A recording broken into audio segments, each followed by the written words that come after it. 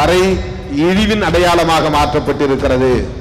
முதலில் மனிதன் கண்டறிந்த ஒரு இசை கருவி, முதலில் மனிதன் முழக்கிய ஒரு இசை கருவி, ஆதி கருவி பறை. அதனை ஒரு இழிவோடு தொடர்புபடுத்தி பார்க்கிற ஒரு கேவலம் இந்த நாட்டில் இருக்கிறது.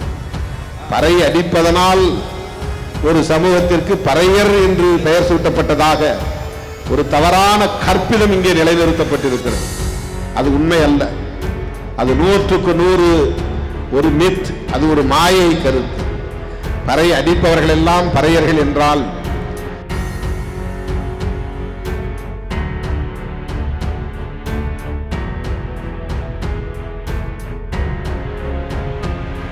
நம்முடைய தாய்மொழியையும் இழிவுபடுத்தி விட்டோம், நம்முடைய பூர்வீக மொழியையும் இழிவுபடுத்துகிறோம், நம்முடைய ஆதி கருவியையும் இழிவுபடுத்துகிறோம், நம்முடைய விவசாயத்தையும் இழிவுபடுத்துகிறோம், நம்முடைய கலைகளையும் இழிவில் தள்ளி புறந்தள்ளி கொண்டிருக்கிறோம்.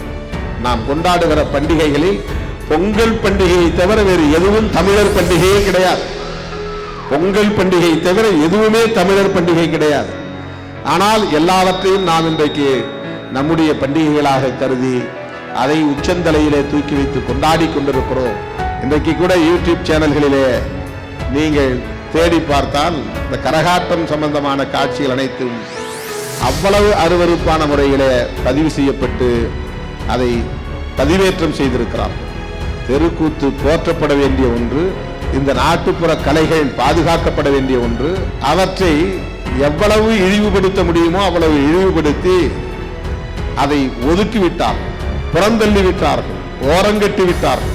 திரைப்படத்துறைக்கு உயர்ந்த அந்தஸ்து வழங்கப்பட்டு எல்லா ஊடகங்களும் உலகம் முழுவதும் திரைப்படத்துறைக்கு, திரைக்கலைஞர்களுக்கு அவர்களே எதிர்பாராத அளவுக்கான ஒரு உச்சத்தை தந்து அதற்கு அடிப்படையாக இருக்கிற, அடித்தளமாக இருக்கிற தெருக்கூத்தையும் தெருக்கலைகளையும் நாட்டுப்புற கலைகளையும் கேவலப்படுத்தி வைத்திருக்கிறார்கள், இழிவுபடுத்தி வைத்திருக்கிறார்கள். அதுதான் இன்றைக்கு யதார்த்தமான நிலை. அமர்வு 1, இந்த முதல் அமர்விலே கலந்து கொள்ள வேண்டியவன் காலம் தாழ்ந்து வர நேர்ந்தமைக்காக முதலில் என்னுடைய வருத்தத்தை தெரிவித்துக் கொள்கிறேன். அடுத்தடுத்து பல நிகழ்ச்சிகளில் நான் பங்கேற்க வேண்டியிருக்கிறது. 23ஆம் தேதி திருச்சிராப்பள்ளியில் தேசம் காப்போம் மாநாடு நடைபெற உள்ளது.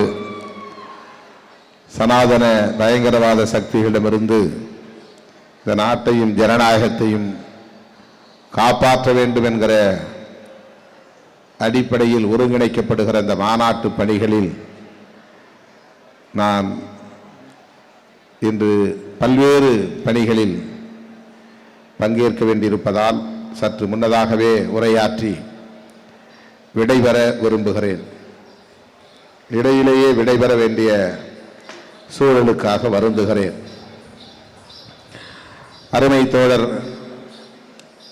காளீஸ்வரன் அவர்களும் அவரோடு இணைந்து பணியாற்றி கொண்டிருக்கிற தோழர்களும் மீண்டும் இந்த வீதி விருது வழங்கு விழா நிகழ்ச்சியிலே பங்கேற்கக்கூடிய ஒரு வாய்ப்பை இந்த ஆண்டும் எனக்கு வழங்கியமைக்காக நெஞ்சார்ந்த நன்றியை முதலில் தெரிவித்துக் கொள்கிறேன்.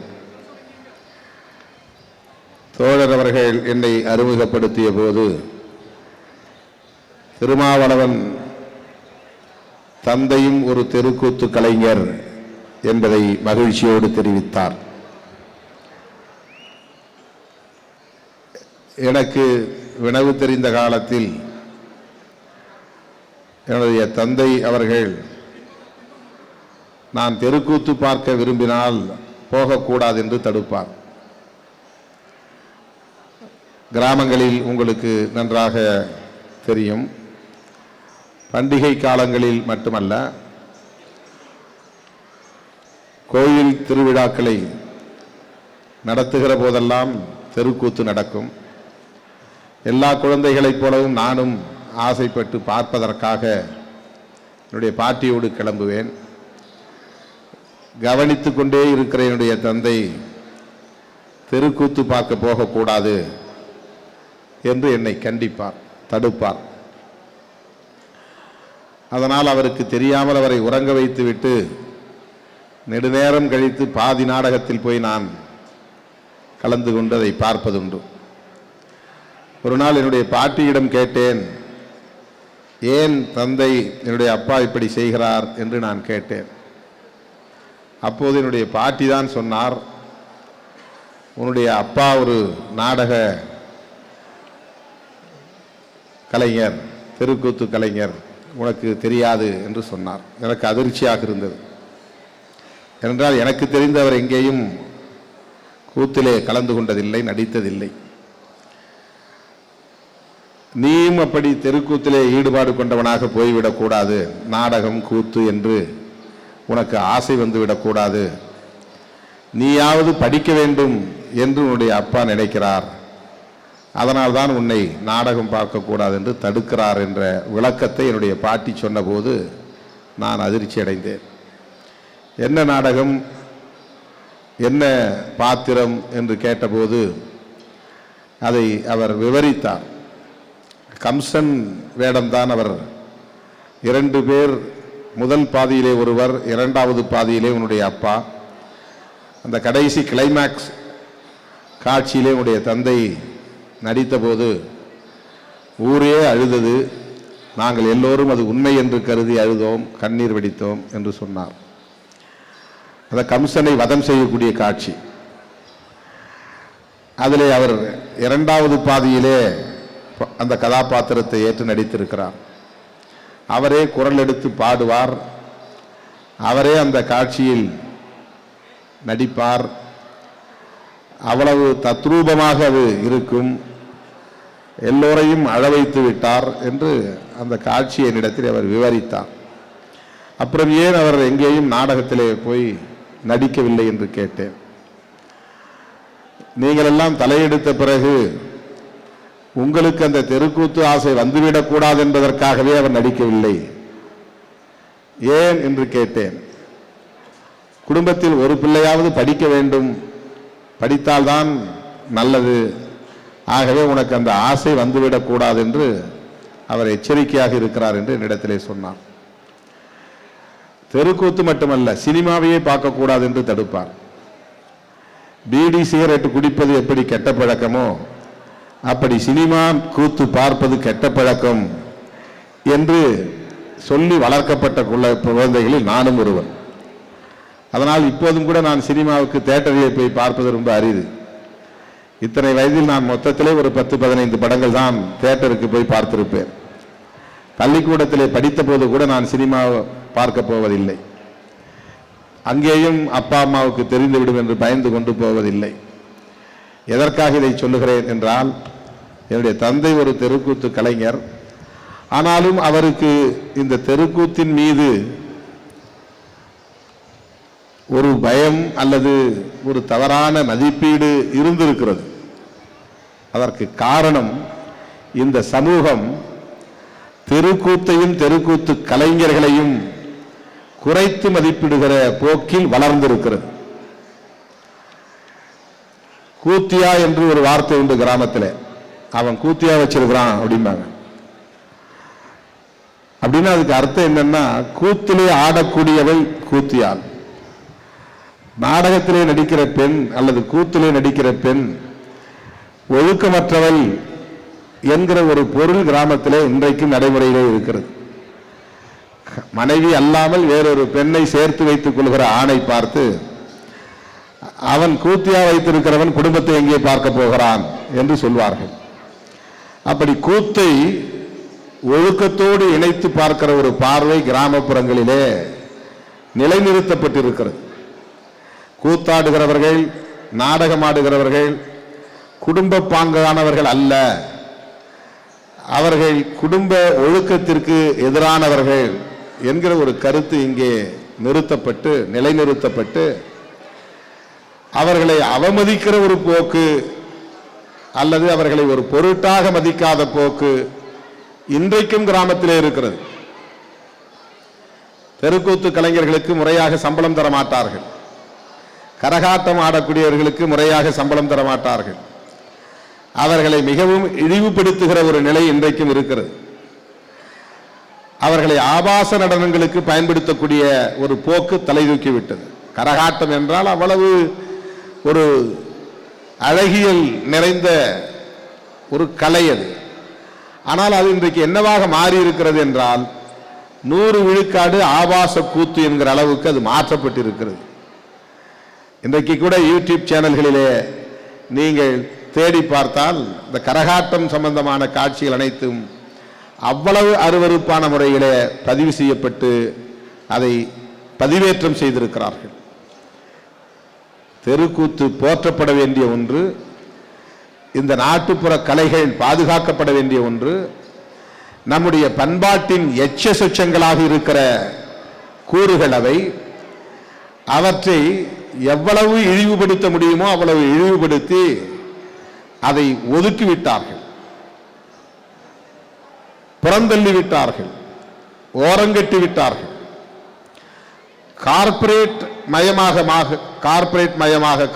மயமாக சில்லறை வணிகங்கள் எல்லாம் ஓரங்கட்டப்படுவதைப் போல இன்றைக்கு நவீன எந்திர வளர்ச்சிக்கு பிறகு, நவீன விஞ்ஞான வளர்ச்சிக்கு பிறகு திரைப்படத்துறைக்கு உயர்ந்த அந்தஸ்து வழங்கப்பட்டு எல்லா ஊடகங்களும் உலகம் முழுவதும் திரைப்படத்துறைக்கு, திரைக்கலைஞர்களுக்கு அவர்களே எதிர்பாராத அளவுக்கான ஒரு உச்சத்தை தந்து அதற்கு அடிப்படையாக இருக்கிற, அடித்தளமாக இருக்கிற தெருக்கூத்தையும் தெருக்கலைகளையும் நாட்டுப்புற கலைகளையும் கேவலப்படுத்தி வைத்திருக்கிறார்கள், இழிவுபடுத்தி வைத்திருக்கிறார்கள். அதுதான் இன்றைக்கு யதார்த்தமான நிலை. ஆகவே அதிலிருந்து அதை மீட்பதற்கு, அதை காப்பதற்கு, அதை பராமரிப்பதற்கு யாரும் கவலைப்படாத போது இந்த வீதி கலைக்குழு, கலை இலக்கிய பிரிவு லயோலா கல்லூரி மற்றும் தாமுயகாசா தன்னார்வ கலைஞர்கள் இவர்களெல்லாம் ஒன்று சேர்ந்து ஆண்டுதோறும் தெருக்கூத்து கலைஞர்களை எல்லாம், நாட்டுப்புற கலைஞர்களை எல்லாம் கௌரவிக்கக்கூடிய வகையிலே, பாராட்டக்கூடிய வகையிலே விருது வழங்குவது என்பது ஆறுதல் அளிக்கிறது, மகிழ்ச்சி அளிக்கிறது. அதற்காக தோழர் காளீஸ்வரன் உள்ளிட்ட அனைவரையும் நான் நெஞ்சார பாராட்டுகிறேன், வாழ்த்துகிறேன். அதற்கு களம் அமைத்து இடம் தந்து பல வகையிலும் ஊக்கமளித்துக் கொண்டிருக்கிற லயோலா கல்லூரி நிர்வாகத்தையும் நான் மனமாற பாராட்டுகிறேன்.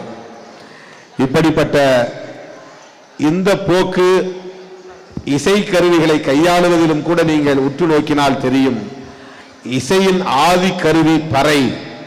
அந்த பறை இழிவின் அடையாளமாக மாற்றப்பட்டிருக்கிறது. ஆனால் அதே வடிவம், அதே ஒலி, அதே கான்செப்ட் என்கிற கருத்தை அடிப்படையாக கொண்ட மற்ற அத்தனை இசை முழவு கருவிகளும், குறிப்பாக கோவிலில் அடிக்கிற தவில், அதுவும் பறைதான். அது இருபுறமும் அடிக்கக்கூடிய பறை. அதற்கு இந்த மண்ணிலே மதிப்பு இருக்கிறது. கோவில் பறை, கோவில் மேளம், அதற்கு மரியாதை இருக்கிறது. ஆனால் முதலில் மனிதன் கண்டறிந்த ஒரு இசைக்கருவி, முதலில் மனிதன் முழக்கிய ஒரு இசைக்கருவி, ஆதிக்கருவி பறை. அதனை ஒரு இழிவோடு தொடர்புபடுத்தி பார்க்கிற ஒரு கேவலம் இந்த நாட்டில் இருக்கிறது. பறை அடிப்பதனால் ஒரு சமூகத்திற்கு பறையர் என்று பெயர் சூட்டப்பட்டதாக ஒரு தவறான கற்பிதம் இங்கே நிலைநிறுத்தப்பட்டிருக்கிறது. அது உண்மை அல்ல. அது 100க்கு 100 ஒரு மித், அது ஒரு மாயை கருத்து.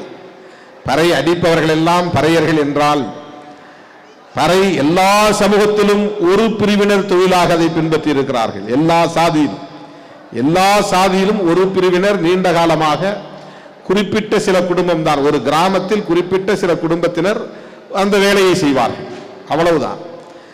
500 குடும்பங்கள் இருக்கின்றன என்றால் 500 குடும்பத்தை சார்ந்தவர்களும் பறையடிப்பதில்லை. எந்த காலத்திலும் கிடையாது, ஆதி காலத்திலும் கிடையாது. ஆகவே அதுவல்ல அந்த பெயருக்கு காரணம்.